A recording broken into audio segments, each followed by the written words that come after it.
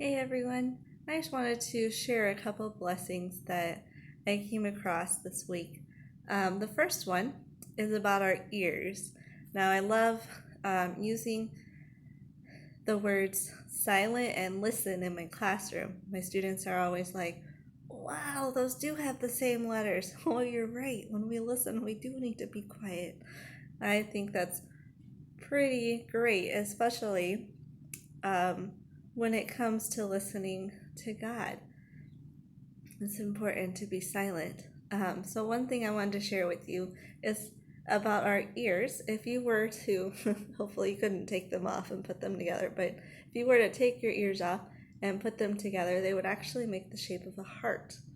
And another interesting fact is that the word ear is actually in the word heart, it's right in the middle.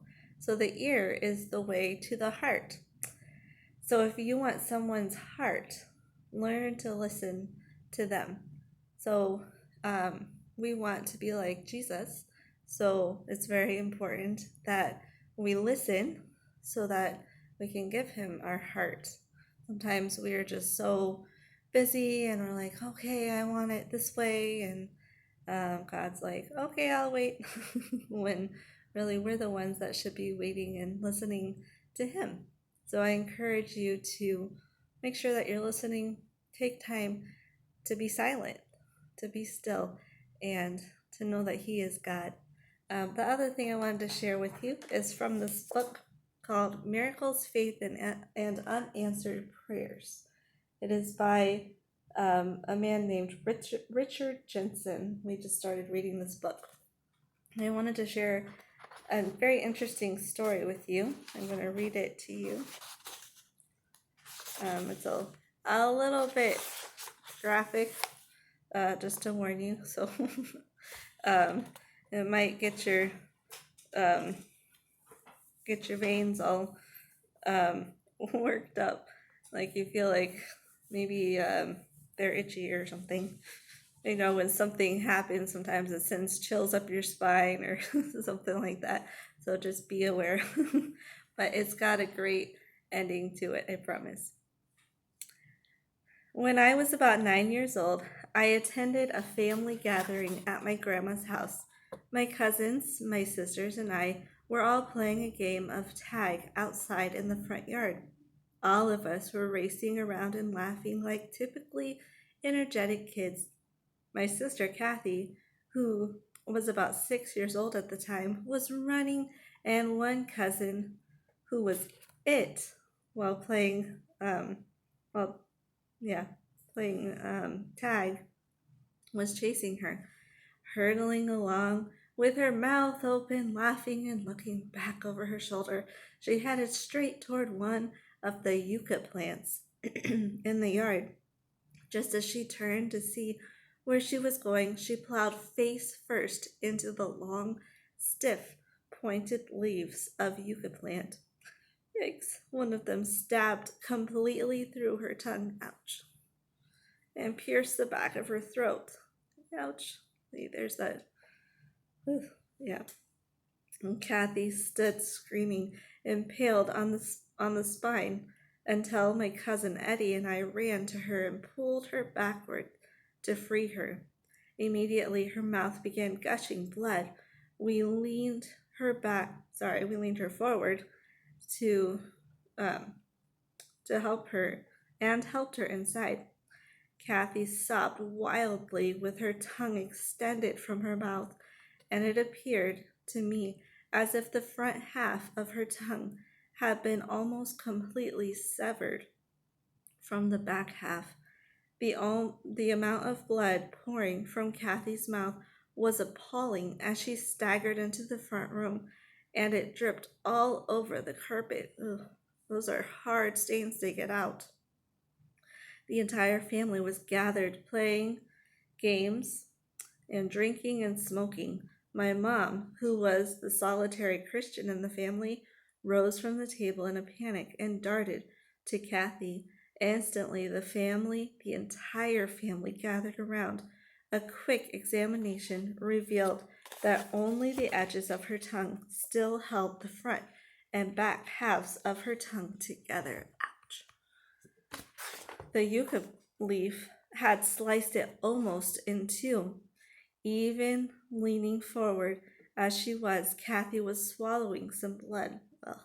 Because the wound in the back of her throat had stimulated her swallow reflex. Although her eyes were wide with fear, Mom somehow remained a calm and soothing exterior as she helped Kathy into the bathroom. There she ran a washcloth under cold water and then pressed it against her sister's tongue. My sister's tongue to try to stop the bleeding.